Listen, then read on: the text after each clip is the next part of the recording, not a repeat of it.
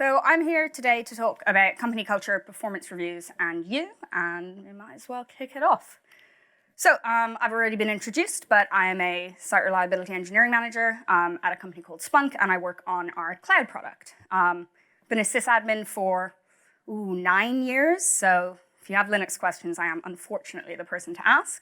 And I've been a manager for about a year, so I do know what it's like to be an individual contributor, or IC, as we call them in manager land. So this is written from the perspective when I was still an engineer before I became a manager. So I do have a confession. I've just finished The Mandalorian, and I'm back in my obsessed with Star Wars phase, so there's going to be a running theme here. If you are a Star Trek fan, I'm really sorry that you're not going to get these analogies, but also watch The Mandalorian. So you might be wondering why I have two pictures of Yoda on the screen, or for real fans, a baby of the Yoda species and Yoda himself. That's because basically in this talk, I want to take you from the child, essentially, lost and confused in the galaxy, to Yoda, who I'm pretty sure even Star Trek fans can agree knows what's up. So this is what we're going to cover today, and yeah, it looks kind of dry, so instead of reading through every single point on this slide, what I want to talk to you about is an experience that I had that's the reason that I decided to write and give this talk, basically. So I was going to say company A and company B, but it's kind of been spoilered by saying the companies I work for, so you'd have worked it out anyway. I'm going to say nice things, so I'll use their actual names. So I started my Linux sysadmin career almost a decade ago, distressing to say that, at Rackspace. I was there for 5 years, and I had a great time. It was a really good environment for me. I progressed a lot. I was promoted a couple of times, and one of the things I was really conscious to do while I was there is take on the feedback that I was given by my managers, specifically in my performance reviews. I really spent a lot of time thinking about that feedback and working on the things that they suggested that I should. Cut to 2 years ago, I decided to switch careers, and I came in as a senior site reliability engineer at Splunk. And I was having a great couple of months starting off, and then it came to performance review time. Splunk does things a little bit differently. They actually also ask all of your peers and random people you may have spoken to in the business for feedback and then give all of that to you. So I was nervous going into the performance review, but I kind of knew what I was going to get. I knew what I should work on from my old job and what I was good at from my old job. And it was a little bit of a shock because my manager sat me down and started to list things, and I went, oh God, it's all the things I was bad at from my old job. And then he said, these are the best things that you do. We're so glad you're here. Like, what strengths? Wow, amazing. And you could imagine that that was a little bit disconcerting for me. I was pretty sure I was being punked. But what it did do is it made me go away and think, that doesn't make any sense. How can something in one job be pitched as a weakness or a hindrance, and then in the other job, suddenly it's some massive benefit? So I've spent the last year thinking about that as a manager. And as a manager, I can tell you there's no easy answers to any of these questions. But what I can do is give you a broad set of assumptions that we can make about different companies, and then how you can career plan around that to kind of get the most out of it and basically do real well in your performance reviews. So the dictionary defines culture as the ideas, customs, and behaviors of a particular people or society. And in tech, we love to talk about culture. We want to talk about drinks after work. We want to talk about how my office has scooters and a slide. And we also really like to talk about it as a way to keep anyone who's not a white cis man out of our teams. But I'm not talking about that kind of culture. I'm actually going to talk about business culture. So that's how the culture of the whole organization permeates a team and impacts performance reviews, feedback, and your career opportunities. So sometimes it's easier to talk about what something isn't to give you a better idea. And so that's what I'm going to do now. Everything on this list, it's not company culture. It's a compensation package. These don't indicate anything about company culture. Your company provides these to you in order to create a competitive package to attract employees. It's instead of or on top of salary and stock compensation. These perks also tend to be thinly veiled ways to ensure that you spend more time at work.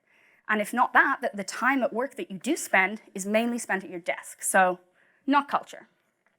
These are other things that are often stated as culture on company websites. Baseline humanity, shouldn't have to list these. That's not culture, that's what I expect as a human from you. So what is culture then? Well, it's about risk. For those of you who are young and don't understand this, this is the Death Star. So what are we willing to gamble in order to get our big payday or Death Star explosion? If you've not seen Star Wars, but it was a very risky move. So culture is about risk, right?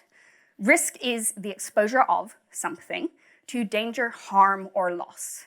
So we're always trading off risk with what could we gain if we take that risk. That means that there's two ways that we generally think about risk when you think about it. You say, what could I lose? And hey, what could I gain? Turns out that they've done studies on this, and humans have something called a cognitive bias that's been named risk aversion. So it basically means that we will always choose not to lose what we have over any potential gain. We will always be more prone to preserving what we already have. TLDR, your brain hates losing. As someone who's been banned from a lot of family Monopoly games, I can confirm that. What does that have to do with business then? What else? Money. All business decisions evolve around risk, and risk for a business, and let me be clear, I'm talking about capitalist business here, so like NGOs, it doesn't count. But for a business, most of them are explicitly capitalist, so the number one rule they have is to make money. That means the thing they don't want to expose to risk, money. So we can basically boil a company's culture all the way down to risk management. How much risk are they willing to take on? How much money are they willing to potentially lose in order to achieve their business goals? Once we kind of understand that, and we also know the human bias for loss aversion, you can begin to extrapolate that into the idea that the larger, more successful a company becomes, the more risk averse they're naturally going to be. They have more to lose. They have more customers, more money, and often, especially if they're IPO'd, they have to report to shareholders on top of that. In contrast, if you're a younger company, maybe a startup with a bunch of VC money, you're probably going to be more willing to take on a lot of risk, because what is VC funding? It's not just fancy gambling. So, much like the Force, there must always be a balance. If we don't want to have risk, how can we mitigate that risk? How can we reduce it? Well, it's achieved through the introduction of everyone's most hated word, process. Process here I'm using really generally, so I'm just referring to anything that provides a way of creating repeatability and expected outcomes. So that can range from anything from a runbook for how to make a change. It might be automation that means the same result always happens, or it might be something like your onboarding documentation, or a structure around how you do hiring or reviews. It essentially means we risk less because we know exactly what the outcomes should be. Now, from a personal engineering level, you can begin to see that this generally provides us two very different environments or cultures. That's because there's two main ways that engineering teams reduce risk. One is through limiting the impact of individual change to affect large areas. You may have heard this referred to as blast radius. Engineering managers love to say that. And the other is through providing documentation and training to their engineers. This minimizes human error, bad, but also means happy employees, which means they don't leave, which means I don't have to spend all that money getting someone from 0 to 100. What will that look like for you, and how can you think about companies in that way to benefit your career growth? We're staying with the Star Wars theme. We're going to start talking about high risk, right? This usually takes the form of maybe a startup or a small product team in a larger company. It's focusing on a brand new area, right? These are risk-heavy teams. They're Han Solo and Chewie, right? Work it out as you go along, shoot from the hip, who shot first, doesn't matter, he's dead. Like we've said here, there's always downsides, right? You might do really well. You might end up famous for your real fast ship, or you might end up frozen in carbonite. But in this kind of an organization, an engineer can make a big impact fast. However, they'll generally spend a lot of time not really knowing what's going on. The organization could panic react to events a lot, and there's generally a lot of change. So there's almost always going to be a large degree of ambiguity and just, whoop, let's see what happens. So this is also, I'd like to add, where you're most likely to personally break production in some catastrophic manner. So this kind of environment is great for someone who might be already pretty confident in their technical skills. Or if you're at the start of your career, you might be the kind of person who just loves to throw themselves in the deep end. If you were that kid in swimming class who like dove off the highest high board, no, that was not me. I was in on the second step crying. But it also generally means there's a lot less support and documentation, so you'll have to figure things out as you go. And if you're someone who's able to help mentor or produce that documentation, you'll probably do pretty well in this kind of a company. So what's the opposite side? Well, It's the Jedi. So these are very risk-averse cultures. They normally take the form of more mature organizations, so we could think of like Dell, perhaps. So these guys have years of established wisdom, and that results in lots of training and mentorship. You usually get to learn and experiment in a really secure environment. They generally have like good tests, and you can't just push stuff to prod that will break it. And they're often built to teach you to grow engineers. Usually that also means that you get to do things that have a pretty large scope because they generally have a big, large infrastructure. So that can give you a little bit of a foot up into thinking about broader architectural issues. The downside is that the Jedi are slow to adapt, and they have a lot of meetings. All of those council scenes that are in the Star Wars, you understand, right? So they are a good place to learn how to make large changes at scale, but you do need to gain a lot of group consensus to do it, and you often have to go through a long period where you're earning that influence, essentially. So these can be great companies to start out a career in a really strong learning environment, somewhere that you feel safe that if you make an error, a test fails, and someone's going to come say, oh, your test failed, instead of all of the phones in the company are suddenly going to start ringing. It can also be a really good place to come to when you're at a senior level and you want to start working on skill sets that involve more areas of getting buy-in from other people. How do I influence other people to come around to my pattern of thinking? So those sound like pretty extreme sides, and you probably aren't going to end up in one or the other, realistically. Most companies and most of us end up like Princess Leia. You have both on hand for the right time and place, and hopefully you do not choose your sibling. But for the most part, we will kind of oscillate between these two poles, right? The companies tend to grow in one direction, while we as engineers may go back and forth depending on how our skill sets develop. For the most part, you'll end up working out which kind of culture we feel most comfortable in and where our strengths align. Now, you'll notice that I've said strengths a couple of times, and I want to be really clear that I'm not talking about technical strengths. I'm not talking about whether, oh, cool, I'm a Kubernetes engineer, or I write really good PHP. In fact, I'm talking about things like a broader set of skills. So I'm really good at writing clear documentation, or I'm a fantastic teacher, and people really tend to understand things when I've explained them to them. So essentially, some of us are built to be Yoda, and some of us just want to blow stuff up with our blasters, and some of us don't care. So there's one caveat to this, which is culture sits at many layers. So a company can be mature and really risk-averse and still have smaller teams that are accepting of a lot more risk. That's normally a greenfield project or a company that suddenly decided to buy a small startup and just, that's our new product. You do need to consider all of these aspects when generalizing company culture. But one thing that is true is that if you're at a mature company, but in a highly risky team, they're going to be able to become mature at a much faster rate than a startup normally will, because they just go to the main parent company and take all that process. So they don't have to work it out. So it will generally become more mature faster than a startup. So I said this was going to be about performance reviews, and I promise it is. So here's how this fits in. If you take one thing away from today, what I would like you to take from this talk is that performance has nothing to do with how smart you are or how good an engineer you are. Performance reviews are about how effectively your strengths assist the business in achieving its goals. A high performer is an individual whose strengths and working preferences align with the culture of the team. And now there's always growth in any feedback, right? You should always listen to it, but you should also understand that all of that feedback is always going to be situationally specific. So while you should listen to it and take it on board, remember to contextualize it within the larger culture of the team and the business. At the beginning of this, I said I had a personal example, and it really is personal. These are 3 pieces of feedback that were delivered to me.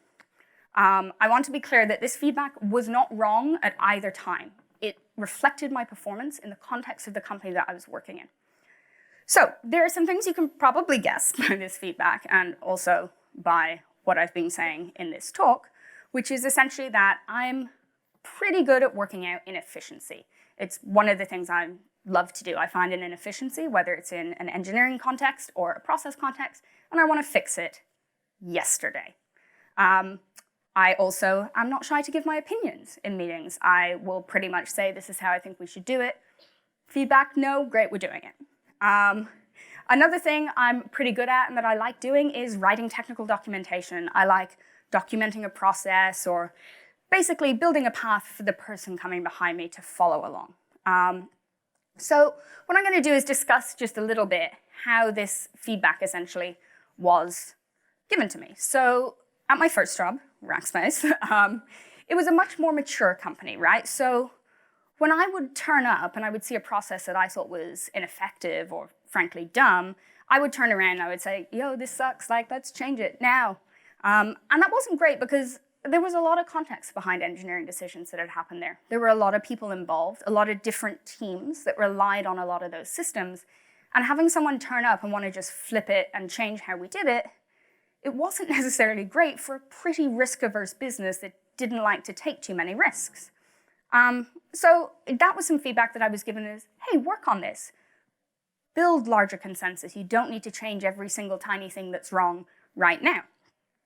Similarly, it was a really mature company. So my desire to write a lot of documentation, to write War and Peace in my Jira updates, that was seen as my manager as a bit of a waste of time, right? We already have documentation for it, so just write, I fixed the problem.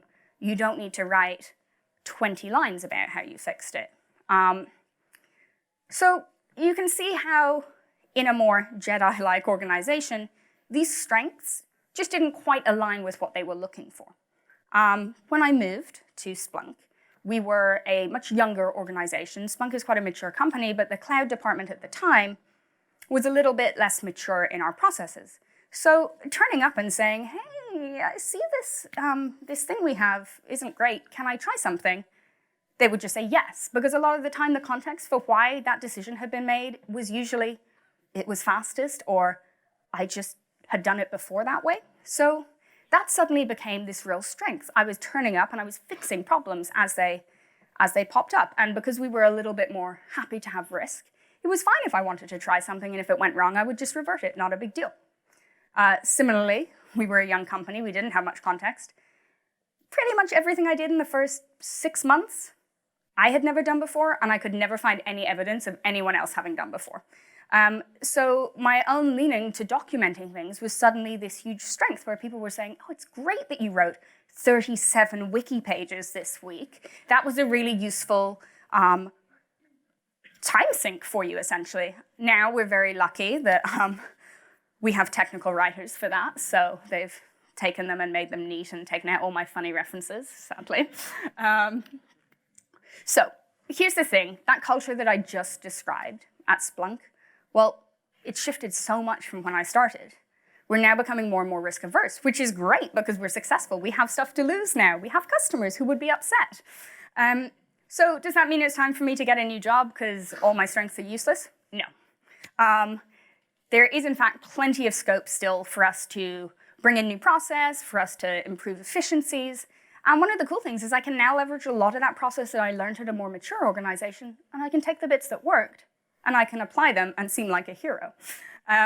So I've now found the strengths that I want to develop and focus on. And I know that they're particularly beneficial to a business that's somewhere in the middle, that's coming from startup into maturity and doesn't really know how to do that. So I can kind of understand that. The thing that you need to do is keep an eye on your strengths, how they're changing, areas you might want to grow into, and also your company, because companies change. And a job that you love today and is an amazing role for you, in 6 to 12 months' time, just might not be the right fit. So, that being said, how do we work this system? Well, check-ins. I've had a couple of worrying conversations that imply people are not getting regular performance reviews. Sucks, yell at your managers. But also, if your manager's not giving you a performance review, you should be giving yourself a performance review. Self-evaluation, essentially. Keep your brag document, go through it, check that you're on par. But instead of just having technical skills in there, I'd say also put in other strengths, like, turns out I'm really good at getting things through change approval board. Or, hey, I've been mentoring and it's been going really well and I really enjoy that. So periodically evaluate your own growth, crowdsource it, speak to your colleagues, speak to your managers, speak to managers of other teams, colleagues on adjacent teams, and then assess whether what they think that cultural alignment is, does it match what they're actually doing? Because a lot of the time it's not going to. If they say, oh, we're very risk averse, we don't want to break anything, but no one ever has to review your PRs before you put them into production, I would question that. So generally, just think about the strengths you'd like to foster and how they might be useful to the business in its march towards maturity and more process, and then make sure these overlap to hyperspeed your career growth. How to assess, it's all well and good that I say assess it, but I don't tell you how. These are a few questions that are really useful. The answers to these questions will help you to judge how much process and documentation exists around the engineering work you're doing day to day. This can help you judge how risk-averse your team is. And this goes not just for, say, code that you're writing, it also goes for things like, hey, if we hire a new person, do I know what to do with them on the first day? Do I know what to do with them 2 weeks down the line? Again, all of this will tell you where your company is going to eventually, because everyone marches towards maturity and process, is going to need to put these into place and where your strengths can align with this. SLOs are also a really nice one because they are a literal percentage of how much the business cares about downtime. So they're neat if you can use them. So we've asked our questions, we've got our answers. How do we actually leverage this to our benefits? How do we form a plan? Well, if your preferences and strengths seem like they're a good fit for the current culture, that's great. Start working with your manager to find out where you think they can have the most impact. And I'm going to break out a little bit from our Star Wars analogies for the next slide. Basically, I've said, talk to your managers. If your manager is not useful, talk to another manager. Hopefully, he knows a bit about your team. Now, why have I told you not to just find a senior engineer or a different mentor? Well, that's because I think that there's a very specific thing about a manager who manages on your team or near to your team that they can offer you and should be offering you. So I'm going to break away from Star Wars and go to my number one obsession, women's football. I know that this is not necessarily a sports audience, so I will be very clear. This is Julie Ertz. Julie Ertz is a center-back defender on the US national women's team. In 2015, when they won the World Cup for the first of two back-to-back times, she played every single minute as a defensive center-back, right? She then goes back to Chicago, her local team, and she continues to play center-back. The back line there, under her mentorship, becomes really, really strong. But what happens in 2016 is that we realize our midfield, that's the middle of the pitch, is really lacking. We have good players, but honestly, they're tiny, they're shorter than me, and they just get bumped off the ball. It's distressing to watch. So what our coach decides to do is he says, let's take Julie, who maybe you can't see to scale here, but the woman is big, like you would run away if she was running towards you on a football pitch. And he says, Julie, you're going to attacking midfield. Now, again, you don't need to know much about sports, but defender, attacker, not the same. So the reason that this is important is because basically that's a decision that only a coach can make. The coach understands that the midfield is where the business / the football team needs to focus. And he's taken the strengths that he sees in an individual and moved them into that position. Now, it turns out she did great there because what we needed was a little bit of brute force, and she absolutely brought that. And in the 2019 Olympics, she once again played almost every minute, but in fact, most of that was in an attacking midfield role and sometimes dropping back into defense. So that entire story is basically about how if you and your coach or your manager are aligned, you can work out how to make yourself indispensable, right? A good center back is always going to be decent, but one who can suddenly switch to attack and then drop back when they need to, that was a great example of aligning a player's development with what the team needed. And there we can see how that really just shoots your career up to the next level, essentially. So use your manager. Another engineer is not going to be seeing the bigger picture of who they're going to draft next season and what their opponent's weaknesses are. It really does sit with your manager to be able to give you that perspective. Perfect. So the takeaway from this, there is no wrong place. I don't want anyone to feel like, oh, I'm in the wrong place for the wrong stage of my career. There's merely areas that can help you focus on different strengths and skill sets. Ideally, you want to be in a place where what you view as your strengths are the same thing as what your boss and your teammates view as your strengths. So, know what areas you're strong in, or areas that you might like to grow into. And then think about the company culture and kind of use a bit of a yardstick to guess that I've given you from this. And when you find that you can align the strengths of what you bring to a business and what the business needs from you and from engineers, then you'll find yourself getting consistently strong performance reviews and plenty of opportunities to advance. that's my talk. Thank you. You can find me at all of these places, and we are always hiring. So.